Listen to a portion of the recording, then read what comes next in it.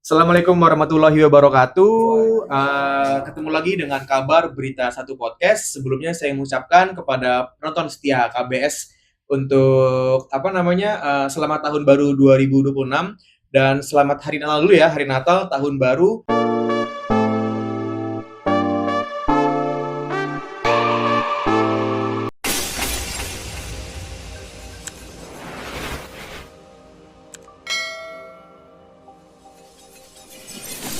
Pada kali ini, di tahun baru ini, kita berkesempatan dapat bersilaturahmi dengan Direktur Utama PTMP, Bang David Raharja ya Bang ya. Terima kasih banyak Bang untuk waktunya. Makasih, Sudah sama-sama. dikasih kesempatan kita siang ini untuk berkunjung bersilaturahmi di awal tahun yang baik ini. Sama-sama. Baik, seperti biasa kalau di KBS Podcast ini, kita akan bercerita, mendengarkan cerita dari narsum kita. Yang pertama itu kita mulai dari masa kecil. Baik, untuk yang belum tahu, khususnya masyarakat Kota Bekasi, untuk anak-anak muda, di samping saya ini udah ada Bang David, yaitu Direktur Utama PT Mitra Patriot.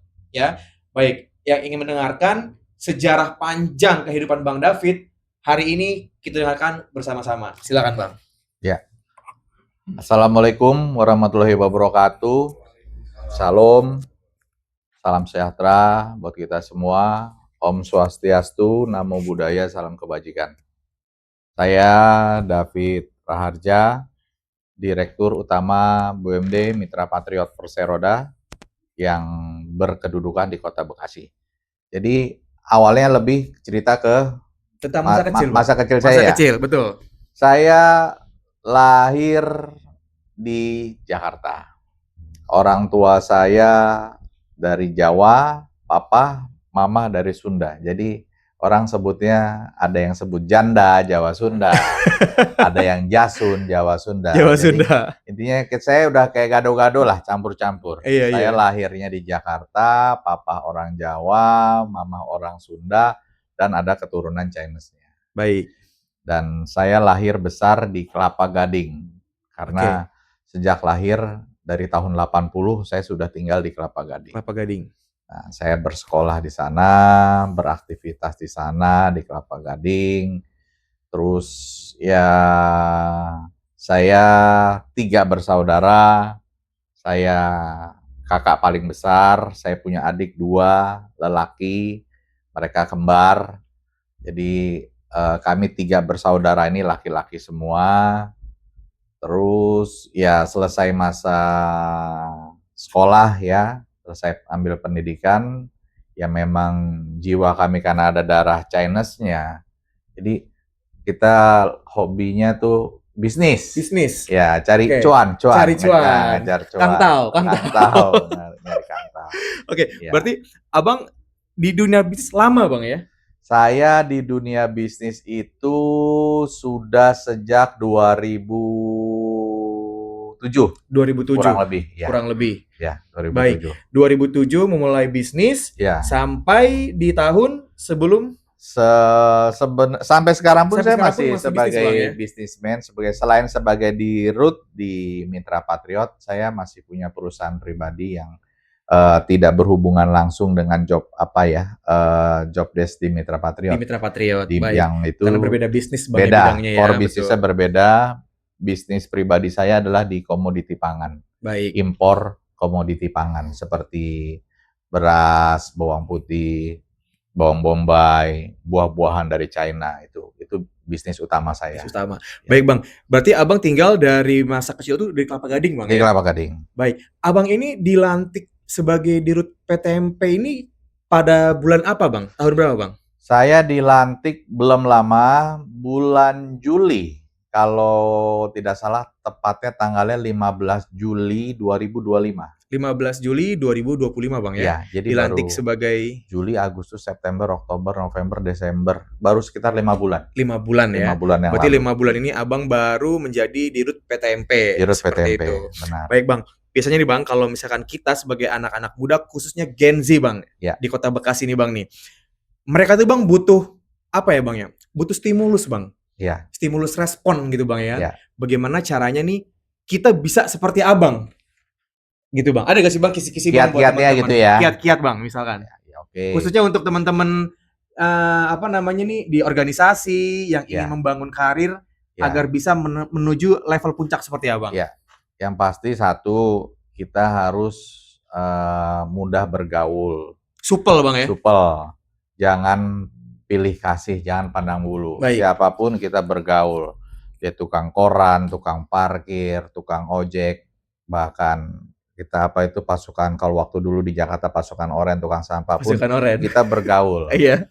Dan jangan bukan jangan pelit, jangan sungkan, jangan ragu untuk berbagi. Berbagi. Jangan ragu untuk berbagi apabila ada rezeki. Ada rezeki, baik, Bang. Ya, karena prinsip hidup saya itu tidak ada sejarahnya orang kekurangan atau orang menjadi miskin karena ia sering berbagi. Betul, Bang. Itu. Sepakat. Jadi selain harus supel, juga ya tadi bergaul, bukan ringan tangan. Apa tuh kalau mudah memberikan bantuan tuh apa istilahnya ya? Ya intinya gampang lah Gampang lah memberikan berbagi gitu. Iya, bukannya royal juga, Bang, ya? Iya, Iya, tapi memang dia apa namanya, mudah berbagi karena kita juga tahu kalau namanya rezeki kekurangan seperti apa. Iya, karena Seperti itu salah satu kiat utama pembuka rezeki dari langit tuh. Betul. Rezeki dari langit tuh terbuka apabila kita pun melakukan bagi. Jadi tangan tuh tidak hanya dikepel aja iya, ya. Jadi harus memberi. Memberi itu dari atas terbuka juga memberi ke kita. Iya. Baik. Jadi itu salah satu kiat-kiat. Yang pertama adalah supel, kita juga bisa ya berbaur sama siapa aja, Bang, ya. Berbaur sama Dengan siapa aja. Bang. Biasanya nih, Bang, kalau orang-orang sukses nih, Bang, itu pernah ada di titik terendah, Bang. Nah, ini kan kalau milenial Gen Z ini kan, Bang, nggak mau ada di situ, Bang, rata-rata, Bang. Ya. Pengennya instan aja kan. Ya. Nah, ini khususnya nih umur-umur yang kelahiran 80 nih, Bang, seperti Abang nih kan. Ya. Abang pasti pernah ada di titik terendah, Bang. Bisa nggak sih, Bang, kasih cerita sedikit aja, Bang? Oke. Saya ya bisa dibilang keluarga besar saya keluarga berada. Baik, keluarga mampu. Cuman waktu itu saya berusaha tidak mau merepotkan orang tua.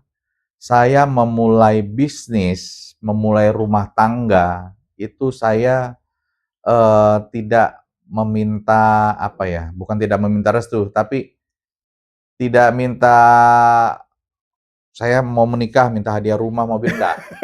Saya mulai dari nol. Jadi Sendiri, mulai dari Bang, nol, ya? mulai sendiri. Iya. Saya mulai ngontrak rumah di daerah Jonggol. Waktu itu daerah Cibubur ke atas sana itu, daerah Jonggol di sono. Terus itu awal mula saya juga berbisnis yang kesekian kalinya di Jonggol. Saya tinggal bersama istri saya waktu itu masih belum punya anak. Terus istri saya setiap pagi itu nganterin saya naik motor ke halte busway. Iya. Dari sana saya berangkat tidak memang terbiasa tidak kerja ya, tapi berwira swasta. Berusaha gitu. Jadi saya mencari peluang-peluang bisnis dan memang ya salah satu talenta saya mungkin itu yang Tuhan berikan ya, lebih mudah untuk bisa membuat orang percaya. Gitu. Karena supel, Bang, ya. Supel. Dan akhirnya tadi dimulai dari rumah berangkat naik motor, pulang naik bus, lama-lama mulai dipercaya dapat proyek A, proyek B, proyek C. Di rata-rata proyek saya waktu itu di BUMN, di Pertamina dan di Bulog. Nah, juga lama-lama berkembang terus ke sininya. Jadi mulai masuk jadi rekanan di beberapa kementerian. Oke. Baik, mungkin itu cerita sedikit, Bang, ya tentang masa lalu Bang David ya. Di luaran kan saat ini sedang berhembus itu berita PTMP di era Dirut David Raharja melakukan penjualan bus diam-diam. Baik. Nah, itu saya sampaikan itu adalah hoax. Itu tidak benar. Baik, ini klarifikasi langsung dari Bang David Raharja selaku Dirut PTMP, Bang, ya, bahwa hal itu adalah hoax. Jadi baik, Bang, silakan. Penjualan secara diam-diam itu hoax. Saya juga bukan orang bodoh. Saya selama ini sudah bisnis, sudah jadi pengusaha. Kita juga tahu mana yang benar, mana yang salah, mana yang masuk ranah pidana, mana yang korupsi kita tahu. Baik, Bang. Kita tahu batas-batasannya dan saya sampaikan penjualan diam-diam itu tidak benar. Jadi yang benar adalah sejak saya dilantik di Juli 2025, tidak lama setelah itu tugas saya ya melakukan pengecekan aset. Baik. Serah terima Iya, terima Bang. dengan manajemen yang Yang lama. lama. Nah, cuman ya saat serah terima bukannya keadaan baik-baik saja. Perusahaan ini Mitra Patriot dalam keadaan berdarah-darah, Baik. minus, meninggalkan hutang Damri, hutang gaji karyawan, hutang BPJS, hutang pajak, hutang sewa tanah dan lain sebagainya. Banyak sekali saya ditinggalkan. Jadi bukan diwarisi aset yang bermanfaat maupun pekerjaan yang sudah berjalan. Saya diwariskan oleh manajemen yang lama ini hutang di mana-mana tanpa adanya pekerjaan yang berjalan. Baik. Nah, jadi salah satu yang tidak berjalan itu adalah bus Mitra Patriot yang sempat berjalan, namun sejak 2023 itu sudah mangkrak. Sudah mangkrak, Bang, ya? Sudah mangkrak dan sudah terparkir di parkiran kir di Sub Bekasi, di Teluk Pucung, terus ada di Bantar Gebang, dan ada di Pul Damri Kemayoran. Baik. Saking istilahnya itu sebagai jaminan, karena Mitra Patriot manajemen yang lama punya hutang kepada Damri senilai kurang lebih 840 juta, dan itu sudah berjalan kurang lebih hampir 3 tahun. Karena tidak dibayar-bayarkan, jadi ada 9 bus yang dijadikan jaminan di Pul Damri di Kemayoran. Nah, ya sudah, sejak saya dilantik, saya mulai karyawan pun tidak ada karyawan lama yang bergabung.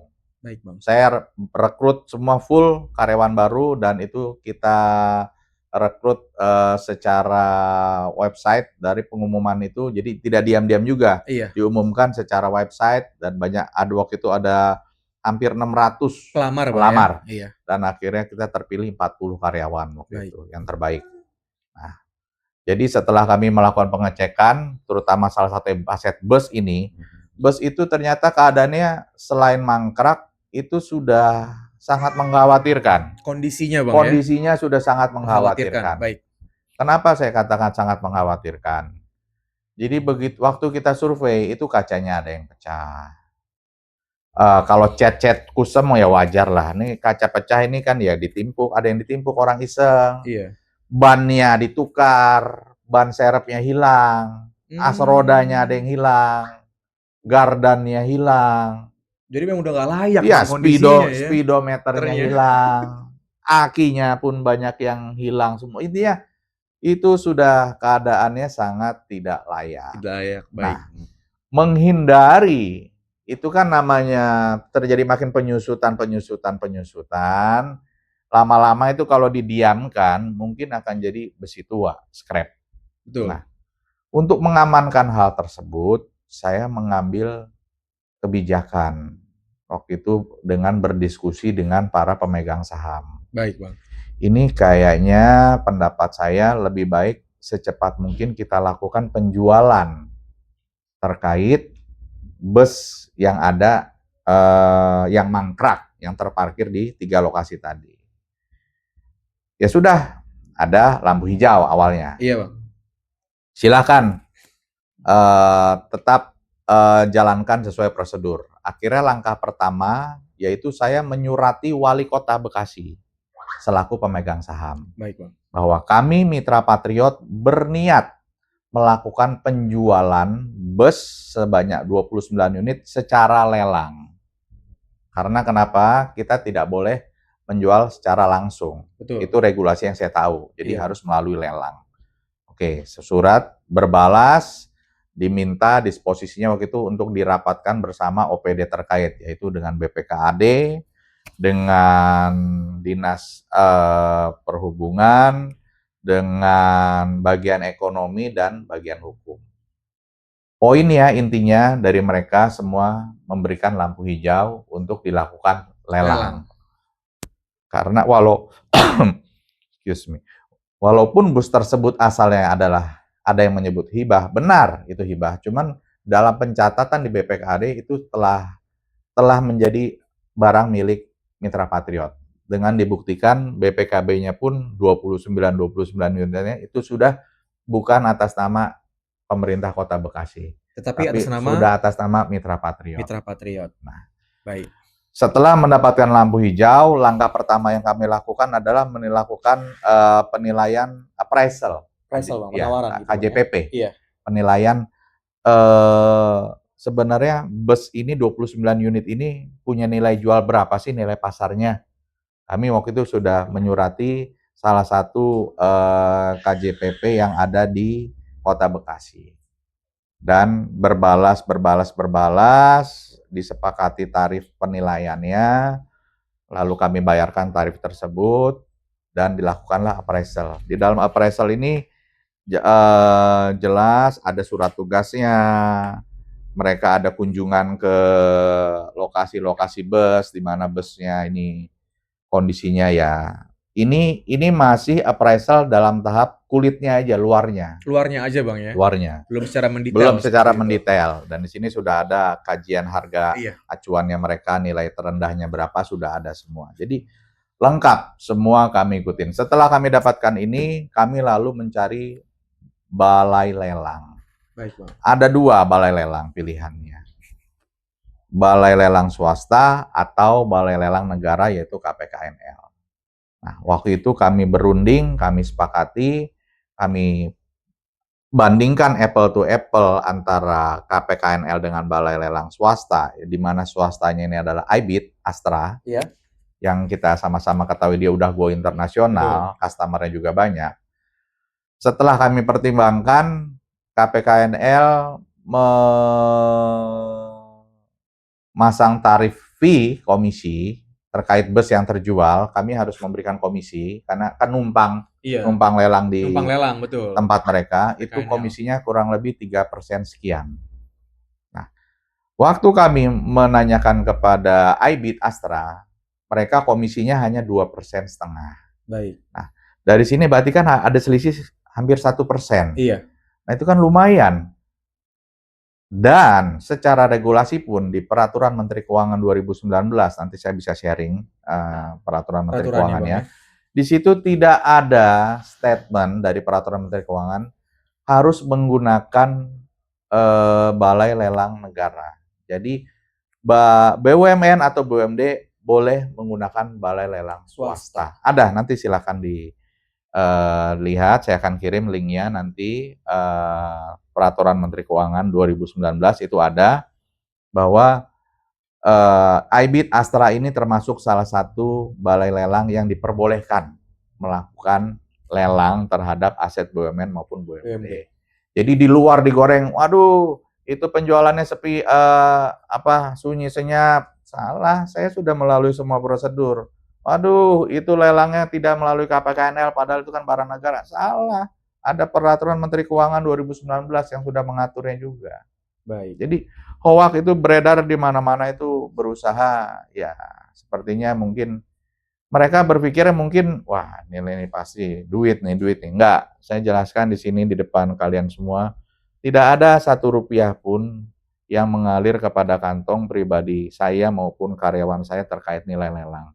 Justru kami melakukan penghematan kurang lebih tadi 1% dari komisi lelang, yang mana harusnya 3,5% menjadi 2,5% menggunakan IBIT. Kenapa juga kami milih IBIT? Cenderung biasanya swasta itu lebih punya banyak jaringan. Betul. Jadi dia selama bus itu belum laku terus pasarkan, tidak. Jadi cenderung aktif memasarkan, tidak pasif. Karena jaringannya luas. Jaringannya lebih luas, ya. Dan barang pun yang kita lelang, mereka akan lebih cepat termonitor juga lebih keluar. Cepat termonitor. Nah, akhirnya begitu kita putuskan menggunakan IBIT Astra, ya sudah, tampillah lelang di website mereka. Jadi tidak diam-diam, namanya lelang kan terbuka. Semua orang bisa ikut. Betul. Dan itu jadi hoax kalau di lelang penjualan diam-diam itu hoax. Kita lelang secara terbuka. Siapapun boleh ikut. Nah, cuman ya tadi karena kondisinya sangat mengkhawatirkan, dan appraisal awal itu hanya kulit luarnya saja. Begitu pembeli datang ke lokasi untuk melihat unit busnya langsung, ya mereka akhirnya banyak yang berubah pikiran, yang tadinya sudah setuju, oke nih, kami mau dengan harga misalkan 170 juta. Begitu ke lokasi ngelihat keadaan busnya, ya ampun begini Pak, spare part ini, spare part itunya nggak ada, hilang ini, mencarinya pun belum tentu ada spare partnya. Ya akhirnya banyak yang melakukan penawaran di bawah harga lelang. Ya kami Betul. nggak gubris, karena kami tahu ada aturan regulasi yaitu batas minimal. Minimal, iya Nah, betul. selama mereka nggak mau ya silakan yang mau aja gitu. Nah, inilah salah satu hambatan kami kenapa sampai hari ini yang baru terjual tuh baru 9 bus. Dari Dari 29 unit ya Bang 29. ya? Bayangkan, harusnya kalau bus itu bagus, 29 ini pasti sudah Pasti laku, cepet, iya. cepat. Karena pasti banyak peminatnya Bang, Banyak seperti itu. peminatnya. Jadi karena busnya ini memang sudah, ya waktu mereka lelang pun sudah katakannya ini sudah masuk kategorinya di sini ada. Bus itu kategorinya tidak sehat, rusak. Tidak sehat, rusak. Semuanya poinnya itu. Baik. Jadi tidak ada satu bus yang dalam keadaan hidup. Mati total tuh Mati Bang, ya, total. semua ya? Ya akinya nggak ada semua, terus speedometer ada yang hilang. Ya banyaklah, bahkan rumput sudah tumbuh di dalam busnya itu. Oke. Nanti saya bisa kirimkan foto-foto dokumentasinya. Jadi saya ini berusaha menyelamatkan aset negara, aset pemerintah Kota Bekasi. Jangan sampai didiamkan lama-lama makin hilang semua itu spare part dan akhirnya menjadi besi tua.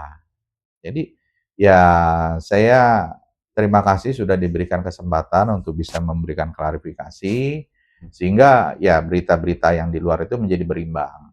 Baik Bang. Kan seolah-olah ini saya melakukan penjualan diam-diam. Iya. Mungkin dengan dugaan ada kepentingan pribadi untuk masuk kantong pribadi, enggak ada. Saya justru mengejar gimana caranya pemerintah Kota Bekasi ini tidak mengalami rugi terlalu banyak. Rugi sudah pasti. Rugi sudah pasti, betul. Ya, tapi jangan sampai ruginya Rugi banyak. Kita bisa gitu. meminimalisir Bang ya kerugian itu. Seperti itu. Ya. Baik. Jadi sekarang kita sudah terjawab nih. Untuk berita-berita di luar mengenai isu lelang diam-diam 29 unit aset dari PT MP atau PT Mitra Patriot BUD Kota Bekasi, itu nyatanya atau secara fakta yang sudah dijelaskan oleh Dirut atau Direktur Utama Bang David Raharja, bahwa Bang David ini sebagai Dirut sudah mengikuti proses-prosesnya Bang ya. Ya, dari semua proses mulai sudah ikut A ikutin. sampai B, C dan sampai seterusnya. Ya. Dari mulai KPKNL Ya. dan Bang David juga menjelaskan tadi mengenai peraturan Kementerian Keuangan masalah lelang, Ya. itu boleh menggunakan balai lelang pihak swasta atau balai lelang swasta, ya. dan itu tidak sama sekali. Nanti saya kirimkan linknya. Ya, dan itu tidak sama sekali menyalahi aturan seperti itu Bang ya. Tidak. Dan dari 29 unit bus yang ada saat ini baru 9 terjual. Baru 9. Artinya kan mungkin peminat atau orang yang ingin membeli dia melihat juga kondisi seperti kondisinya, apa Bang. Ya. Karena kondisi itu mengkhawatirkan, akhirnya penawaran turun dan Turun. Abang pun juga berusaha, oh kita ada harganya sekian. Ya, kita ada batasan harganya. Kita ada batas harganya, nggak Ya. mungkin kita turunkan. Ya. Seperti itu ya. Ya. Jadi sudah terjawab semua untuk para penonton kabar Berita Satu Podcast. Hari ini sudah dijelaskan dengan jelas oleh Bang David Raharja selaku Direktur Utama PT Mitra Patriot. Ya, terakhir tuh sebelumnya pun sudah ada surat pelepasan hak persetujuan pelepasan aset dari pemegang saham yaitu wali kota dan komisaris sudah ada. Sudah lengkap semua. Sudah lengkap semua. Makanya Abang bisa mengambil keputusan seperti itu. Iya, benar. Ya. Makanya saya tenang aja. Gitu. Makanya tenang aja Bang ya. Ya. Nah, mungkin ini isu-isu yang beredar hari ini di luar mungkin bisa dingin sesegera mungkin Bang. Amin. Dengan penjelasan Abang seperti ini. Bang, ada yang ingin Abang sampaikan Bang sekali lagi? Ya, yang tentang gaji karyawan. Silakan. Saya paling bukan membela atau apa. Saya intinya prinsip saya tadi, selain kita memberi, jangan takut memberi, karena tidak ada orang yang menjadi miskin atau kekurangan karena memberi. Baik. Prinsip saya juga adalah perbuatlah apa yang orang lain ingin perbuat pada dirimu perbuat. Iya. Kalau kita mau dibaikin orang, ya kita harus baik sama orang. Nah, ini pun saya tidak mau mengambil atau menghalang-halangi hak karyawan yang lama. Cuman, ada cumannya. Sampai hari ini beberapa kami sudah suratin, ada yang belum datang. Baik Bang. Apa yang kami butuhkan? Kami butuh kepastian benar mereka adalah karyawan dengan dibuktikan adanya kontrak. Iya. Kedua, kami butuh kepastian absensi daftar hadir mereka selama Selama bekerja ya, Bang, lama ya? bekerja yang Iya. mereka klaim itu. Jangan sampai mereka mengklaim, wah kami tidak dibayar 6 bulan gaji. Buktinya mana? Selama 6 bulan kalian benar masuk atau tidak? Kan saya juga harus mengamankan uang Betul, perusahaan. betul. Tidak serta-merta mereka mengklaim 6 bulan, saya langsung bayarkan 6 bulan. Iya, Saya kan harus teliti juga. Nanti kalau seperti itu ada temuan, malah saya yang kena periksa BPK nanti. betul. Karena ya saya harus detail. Jadi kepada mantan karyawan PT MP, saya himbau sesegera mungkin melengkapkan bukti kontrak kerja kalian di Mitra Patriot, absensi kehadiran kalian. Itu saja yang saya butuhkan untuk bahan pertimbangan kami manajemen baru menyelesaikan sisa gaji Gaji kalian yang yang belum belum dibayarkan ya, terbayarkan. Bang, ya? Apalagi terutama, ini ada poin, kita akan bagi dalam 2 klaster Baik, Bang. pembayaran gaji ini. Klaster pertama adalah untuk karyawan, yaitu dalam hal ini OB, supir atau driver, admin. Itu kan mereka bukan pengambil kebijakan, Iya, mereka hanya menjalankan perintah atasan. Jadi kalau mereka itu akan menjadi prioritas saya yang pertama untuk saya lakukan pembayaran. baik. Makanya mereka OB, supir, admin, mantan karyawan Mitra Patriot yang saya sebutkan tadi, sesegera mungkin lengkapi dokumen, sampaikan itu akan kami pelajari, lalu akan kami bayarkan duluan. Baik. Tetapi klaster kedua yaitu pengambil kebijakan dalam hal ini direktur, direksi, itu nanti-nanti dulu. Kenapa? Saya mau mengusulkan kepada wali kota, mereka itu adalah selama ini, ya waktu itu sebagai pengambil kebijakan. Perusahaan akhirnya rugi dan ada meninggalkan hutang di mana-mana. Setidaknya mereka harus ikut tanggung jawab. Baik, Bang. Nah, makanya saya mau mengusulkan ke Pak Wali Kota, pengambil kebijakan yang menuntut gaji, kalau bisa jangan bukan ini, jangan diladenin lah istilahnya gitu. Baik. Karena masih ada prosesnya juga, Bang, ya, Iya, yang harus karena dijalani dia ya. pun harus mempertanggungjawabkan kinerja dia selama dia memimpin, Baik. gitu. Saya pun juga bersedia seperti itu. Kalau saya membuat perusahaan rugi, ya saya nggak usah digaji. Baik, Bang. Bahkan dari awal pengorbanan saya sudah cukup besar untuk di Mitra Patriot ini. Makanya statement awal wali kota waktu meresmikan kantor baru ini, ya hanya orang gila saja yang mau jadi dirut Mitra Patriot. Karena ya perusahaan kacau balau. Di awalnya itu ya hutang di mana-mana. Dalam Terus proses tidak sehat, Bang, ya. tidak sehat. Jadi banyak dana talangan jadi dianggap sebagai pinjaman direktur, pinjaman dirut kepada Iya. perusahaan. Baik. Gitu. Baik, itu apa namanya, dua hal yang menjadi pembahasan kita kali ini. Yang pertama tadi sudah Bang David jelaskan masalah aset, yang kedua juga masalah pegawai, Bang, ya. Pegawai pasti Jadi kita selesaikan. pasti diselesaikan, dan untuk semua mantan pegawai PT MP tolong dilengkapi tuh, Bang, ya. Ya, Masalah dokumen, kontrak kerjanya, ya. dan pasti Bang David pun menghimbau kepada seluruh pegawai untuk segera, dan itu pasti akan diselesaikan Pasti akan kita selesaikan. oleh Bang David selaku Dengan Direktur catatan Utama. juga, tadi kami tidak boleh menyelesaikannya melalui penyertaan modal. Karena penyertaan modal itu diawasi oleh DPRD Komisi 3 dan itu sudah ada peruntukannya Baik, Bang. untuk modal usaha. Jadi kami boleh melakukan pelunasan, pembayaran hutang, dan lain sebagainya. Itu dari profit keuntungan. Profit keuntungan. Salah satunya dari tadi penjualan bus. Iya, misalkan. betul, Bang. Nah, itu boleh dibayarkan untuk hutang Damri Iya. yang 840. Kecuali dari penyertaan modal, Bang, ya. Penyertaan modal tidak boleh. Baik. Ada lagi, Bang, yang ingin disampaikan, Bang? Mungkin Saya untuk penutup. untuk penutup closingnya ada.